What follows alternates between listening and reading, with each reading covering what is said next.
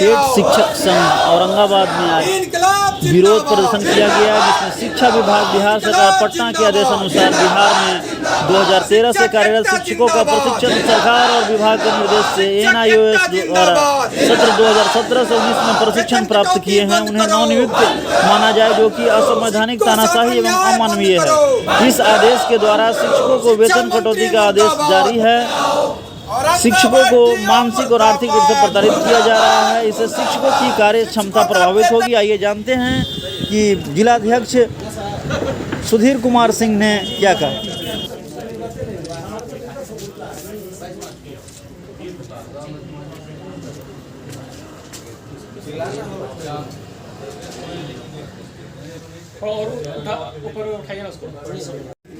नमस्कार, मैं हूं रमाकांत सिंह और यहाँ टेट शिक्षक संघ जो मूल बिहार के अंतर्गत आता है, इसका विरोध प्रदर्शन आज कार्यक्रम है जो औरंगाबाद के गेट स्कूल में कार्यक्रम हो रहा है और विरोध प्रदर्शन किया जा रहा है। आइए जानते हैं, हमारे साथ शिक्षक टेट शिक्षक के अध्यक्ष यहाँ पर हैं सत्येंद्र जी, इनसे जानते हैं कि आखिर ये जो आपका विरोध प्रदर्शन हो रहा है, आखिर इसका क्या उद्देश्य है।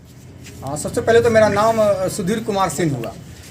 सर, ये जो प्रदर्शन हम लोग का है वह बिहार सरकार के एक तुगलकी फरमान, एक लेटर जारी हुआ प्रधान सचिव के द्वारा शिक्षा विभाग के।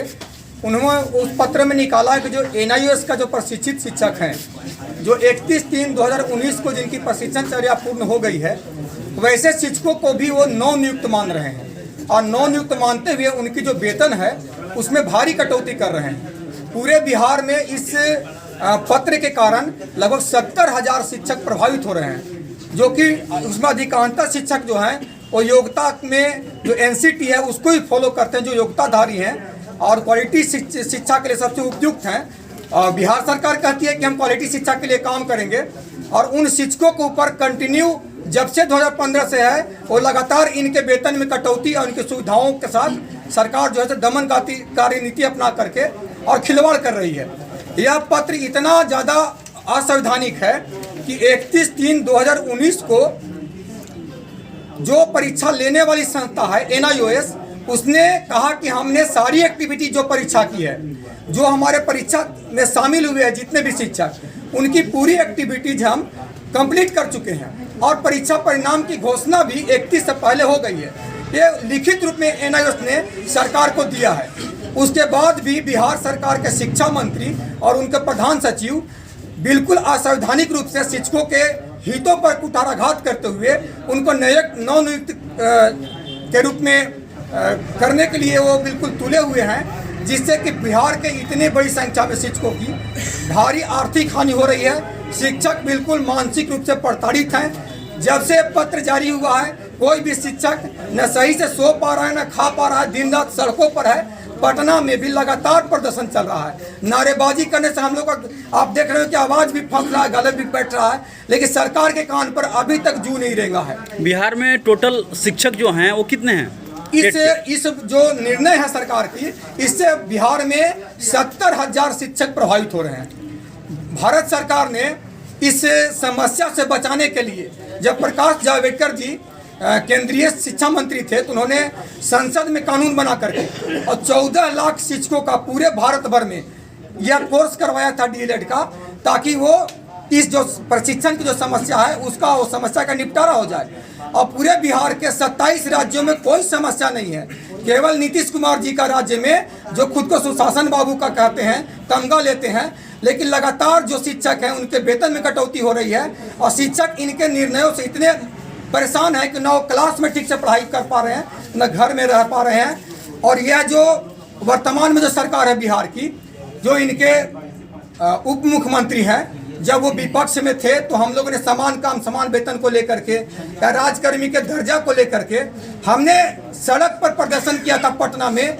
उसमें माननीय उप मुख्यमंत्री श्री तेजस्वी यादव जी आए थे और कहे थे कि समान काम समान वेतन सहित जो टीटी शिक्षकों का भी जो मांग है वो बिल्कुल वाजिब है, इनको सारे मांग को पूरा करना चाहिए। आज जो उप मुख्यमंत्री है उनके अंदर में सारी चीज़ें हैं, शिक्षा मंत्री भी उनके हैं, लेकिन आज इतनी बड़ी त्रासदी है शिक्षकों के साथ में, इतना बड़ा दमन किया जा रहा, अन्याय किया जा रहा है। माननीय उप मुख्यमंत्री जी से मेरा आग्रह है, मेरी बात मीडिया के माध्यम से उन तक पहुंचे कि सर हम लोग शिक्षक आपके गरीब बच्चों का, जिसके लिए आप सामाजिक न्याय की बात करते हैं, हम जो शिक्षक हैं सरकारी उस गरीब बच्चों को पढ़ाते हैं सर, लेकिन आप जो कह करके आए थे सरकार में उसके विपरीत कर रहे हैं। 10 लाख नौकरी दीजिएगा नहीं दीजिएगा सर वो तो बाद की बात है। हम गरीब शिक्षक जो आपके बच्चों को जो जिसके लिए आप लड़ाई लड़ते हैं राजनीतिक, उनके बच्चे को हम पढ़ाते हैं और आप हमारा जो ये वेतन कटौती कर रहे हैं NOS का, उससे हम बिल्कुल मानसिक रूप से प्रताड़ित हैं। हमारा आग्रह है सर कि इसका संज्ञान लेते हुए तत्काल सरकार यह एक आदेश दे प्रधान सचिव को और एक तुरंत संशोधित पत्र जारी हो, जिससे जो इतनी बड़ी संख्या में शिक्षक परेशान हैं उनको राहत मिले और एक न्याय और संवैधानिक जो व्यवस्था है उसकी स्थापना हो। आज आप लोग विरोध प्रदर्शन पर लगातार जो हैं उतारू हैं और आप लोग अपनी शिक्षा व्यवस्था जो TET किए हुए हैं उसको कितना सही मानते हैं? सर यही समझ लीजिए कि 2012 के बाद जो हम लोगों को NCTE का जो मानदंड है उसके तहत अब कोई भी शिक्षक बिना TET किए हुए शिक्षक नहीं बन सकता है।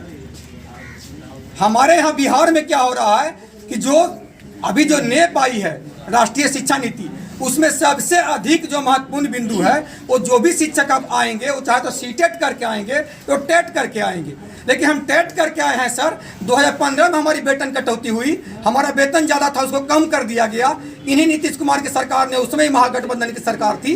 फिर सर हमारा अभी पिछले साल हमारा एक इंक्रीमेंट काटा गया है और अभी इतना बड़े संख्या में NIOS का जो कटौती होने जा रहा है उसमें लगभग माने 8 से 10 हज़ार रुपये का आर्थिक क्षति शिक्षकों को हो रही है। पूरे शिक्षक पूरे सर्विस आवर में इस जो क्षति है उससे नहीं उबर पाएंगे। और अभी जो स्थिति है, लोगों ने अपना घर बनाने के लिए, अपना जो सपना छोटा छोटा उसको पूरा करने के लिए बैंकों से लोन ले लिया है। अब ये गरीब शिक्षक जिसके पास कोई आय का स्रोत नहीं है, अन्य विभागों में तो लोग भ्रष्टाचार करते हैं सर, शिक्षक का तो एक बंधा बनाया सरकार, वेतन देती है नियोजितों को, उसमें जो शिक्षक का वेतन कटौती हो रहा है। अब शिक्षक जो EMI बैंक का है वो कहाँ से भरेगा? अब तो जो टूटा फूटा घर है उसका वो भी नीलाम हो जाएगा, क्योंकि बैंक से उसने 15 लाख 20 लाख का लोन लेकर के एक छोटा सा आशियाना बनाया है। शिक्षक का वेतन आता है और वो वेतन EMI में जा रहा है। यह वेतन कटौती के बाद उसको सब परिवार आत्महत्या करने के अलावा उसके पास कोई मार्ग नहीं है।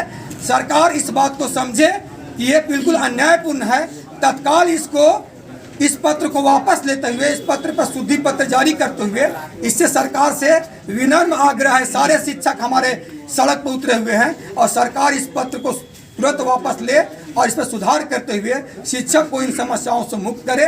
मेरा बिहार सरकार से, और नीतीश कुमार जी माननीय मुख्यमंत्री हैं, वो बार बार कहते हैं कि शिक्षक को जो दिया है हमने दिया है और शिक्षक को जो देंगे हम देंगे। तो माननीय आपने दिया है, नौकरी भी आपने दिया है, लेकिन आज जो आप दे रहे हैं, पिछले बार 15% आपने दिया चुनाव के टाइम में, तो हमारा एक इंक्रीमेंट काट लिया, पूरे बिहार में इंक्रीमेंट काट लिया। हम तो कहते थे जितना आपने दिया उतना इंक्रीमेंट काट करके वापस ले लिया। फिर आप इस चुनाव में घोषणा कर रहे हैं कि हम देने वाले हैं, उससे पहले हमारे NIOS से प्रशिक्षित भाइयों का वेतन कटौती करने जा रहे हैं। बिहार सरकार और बिहार सरकार में विद्यमान शिक्षा मंत्री और यहाँ के जिला शिक्षा पदाधिकारी, आपकी जो बातें हुई ये कहाँ कहाँ तक गई और आज आप लोग विरोध प्रदर्शन पर क्यों उतारू हो गए? विरोध प्रदर्शन पर उतारू होने का सबसे बड़ा कारण है कि पूरे पटना में अन्य जो विरोध हो रहा था, हम लोगों ने जिला कार्यक्रम पदाधिकारी से, व्यक्तिगत रूप से मैं, चूँकि मेरा उनके साथ अच्छा संबंध है, मैंने कई बार सर से बात किया, फोनिक बात भी हुई। सर ने कहा कि औरंगाबाद जिला में NIOS के शिक्षकों के साथ सुधीर जी आपको मैं वादा करता हूं किसी भी तरह का अनहोनी नहीं होगा, कोई दमनकारी पत्र जारी नहीं होगा।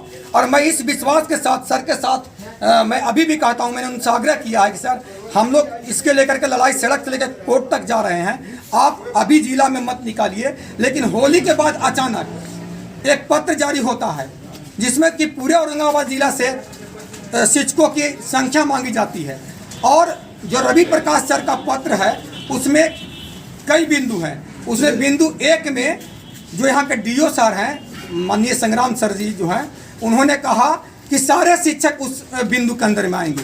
तो बिंदु नंबर 1 में उन्होंने लिखा है कि जो परीक्षा में फेल कर गए हैं या जो किसी कारण से परीक्षा में मैंने शामिल नहीं हो पाए हैं, वो उनके लिए नंबर 1 था, उनके लिए न्यायालय ने कहा था। उसके बाद नंबर 3 बिंदु है जिसमें स्पष्ट रूप से कहा गया है कि जो प्रशिक्षण चर्या पूरी कर लिए हैं, जो NIOS में पार्टिसिपेट किए हैं और उन्हें प्रशिक्षण 31/3/2019 तक पूरी कर ली है, वैसे शिक्षक सेवा में बने रहेंगे। इतनी ही उन्होंने 3 नंबर बिंदु में लिखा है। क्या लगता है, अगर इतना विरोध प्रदर्शन के बाद भी अगर सरकार आप लोगों की बात नहीं सुनती है या यहाँ जिला शिक्षा पदाधिकारी भी संज्ञान नहीं लेते हैं, तो फिर आप लोग नहीं लेती है, तो आने वाले समय में निश्चित रूप से जो है ये लोग इनको सबक सिखाएंगे। नहीं तो सरकार जो है इनकी मांगों को शीघ्र से शीघ्र जो है निपटारा करे, नहीं तो आने वाले चुनाव में जो है ये 70,000 शिक्षक जो करीब 3.5 लाख की लगभग वोटर के संख्या में ये लोग दर्शाते हैं अपने आप को, ये अच्छे तरीके से जो है वो सबक सिखाने का कार्य करेंगे, जिससे सरकार जो है सीधे ज़मीन पर पटखनी खाएगी।